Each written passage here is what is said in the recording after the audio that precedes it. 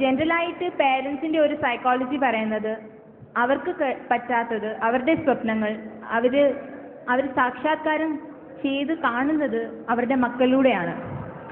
ശ്രീനിവാസൻ എന്ന് പറയുന്ന ഒരു വ്യക്തി, ഒരു വലിയ നടൻ, പുള്ളിക്കാരൻ്റെ ബ്രില്യൻസി, അദ്ദേഹത്തിൻ്റെ ആക്ടിങ് നമുക്ക് ഏതൊരു ഫിലിമിലും നമുക്കൊരു നല്ല ഇമ്പാക്റ്റാണ് ഇല്ലേ?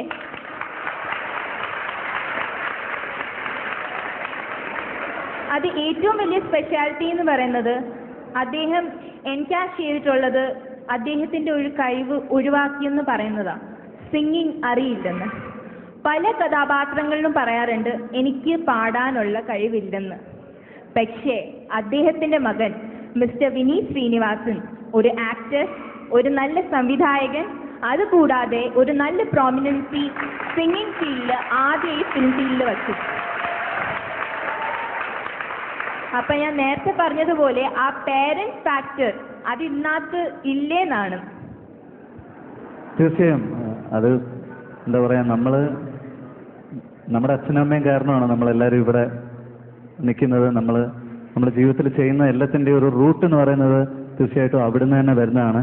അപ്പോൾ ഞാൻ ശ്രീനിവാസൻ്റെയും മകൻ വിമലയുടെയും മകനാണ് ആത്യന്തികമായിട്ട്. അത് കഴിഞ്ഞിട്ടേ ഞാൻ വിനീതാകുന്നുള്ളൂ. അപ്പോൾ അവർ കാരണമാണ് നമ്മൾ എല്ലാം. അല്ല, ശ്രീനി ചേട്ടന് വിനീതിനെ ഒരു പാട്ടുകാരനാക്കണം എന്ന ആഗ്രഹം ഉണ്ടായിരുന്നുണ്ടോ?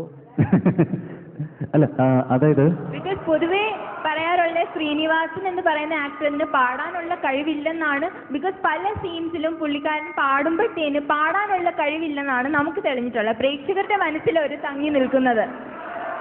പക്ഷേ അങ്ങനെയാണോ? അച്ഛൻ അത്യാവശ്യം നന്നായിട്ട് പാടൂലേ? അല്ല, സിനിമയെ പാടുന്നതിൽ കുറച്ചുകൂടെ നന്നായിട്ട് പാടും കേട്ടോ. സിനിമയിൽ വളരെ മോശമായിട്ടാണ് പാടാറുള്ളത്, കുറച്ചുകൂടെ നന്നായിട്ട് പാടും. പാട്ടിനോട് ഒരു ഭയങ്കര ആവേശമുണ്ട് അച്ഛന്, അത് ആദ്യം തൊട്ടേ ഉണ്ട്.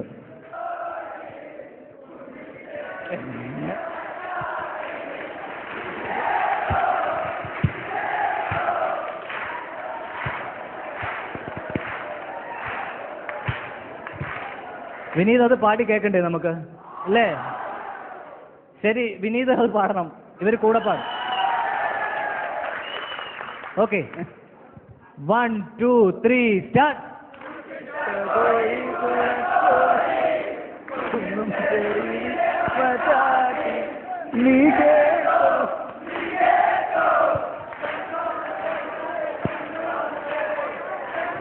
ചെമ്പരത്തി.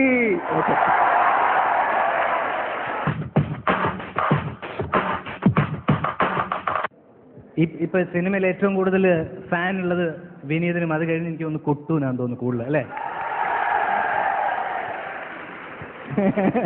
കൊട്ടു നേരത്തെ ഒരു മൈക്കൊക്കെ കൈക്കലാക്കി ഇരിക്കുകയാണ്. പറയൂ, എന്ത് പറയുന്നു?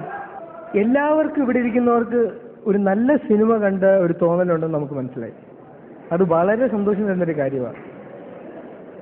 കാര്യം നമുക്ക് പലപ്പോഴും ഓരോ സിനിമകൾ കണ്ടുള്ള പല റിയാക്ഷൻസ് വരാറുണ്ടല്ലോ. നമ്മുടെ മലർവാടി ആർട്സ് ക്ലബ്ബ് കണ്ടിട്ട് ഉള്ളൊരു റിയാക്ഷൻ നമ്മൾ ശ്രദ്ധിച്ചത്, പല സ്ഥലത്തു നിന്നും വരുന്ന കോളുകളും ഇപ്പം നിങ്ങളുടെ എല്ലാവരും ഇപ്പം നമ്മൾ നേരിട്ട് കണ്ട റിയാക്ഷനൊക്കെ നമ്മൾ കേൾക്കുന്നത് സത്യമാണ്. ഒരു ഫീൽ ഗുഡ് മൂവി കണ്ടൊരു എഫക്റ്റാണ് എല്ലാവർക്കും, അല്ലേ? നിങ്ങൾക്കൊക്കെ ഏറ്റവും ഇഷ്ടപ്പെട്ട പാട്ട് ഏതാ ഇതില്?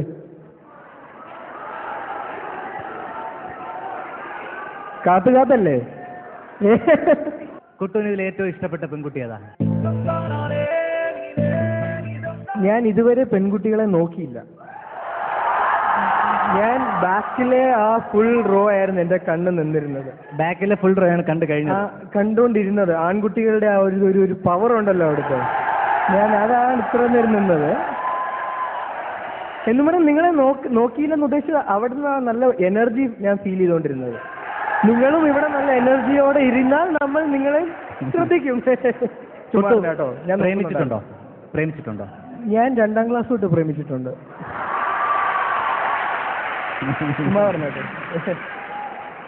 എന്നിട്ട് നമ്പേഴ്സ് എത്ര ഇപ്പൊ കൗണ്ട് ചെയ്ത് വന്നു?